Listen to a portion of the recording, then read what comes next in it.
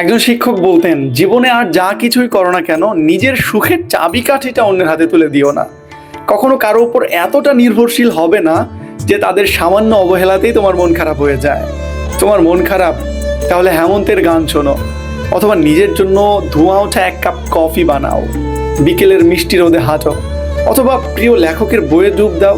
অন্যকে ব্যঙ্গ করে পোস্ট করা, সবার সামনে নিজের দুঃখ দুর্বলতা প্রকাশ করা, এগুলো আসলে পরিণত মানসিকতার পরিচয় নয়।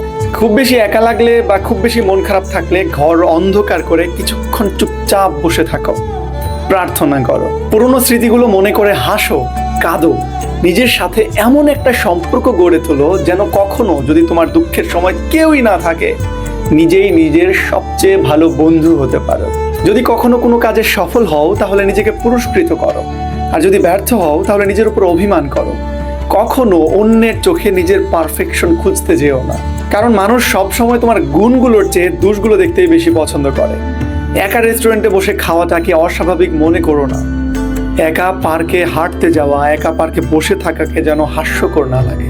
নিজেকে আর্থিকভাবে স্বাধীন করো, যাতে তোমার মুড অফ হলে নিজেকে অন্তত একটা চকলেট কিনে দিতে পারো, নিজের স্পেশাল দিনে নিজেকে একটা উপহার দিতে পারো, সুবিধা বঞ্চিত মানুষের সাথে তোমার জন্মদিনের আনন্দ ভাগাভাগি করতে পারো, মাঝে মাঝে নিজের পছন্দের জিনিস নিজেকে নিজেই কিনে দিতে পারো, মাঝে মধ্যে নিজেকে কিছু ফুল উপহার দাও, ঘরের কোনায় একটি ফুল রেখে দাও।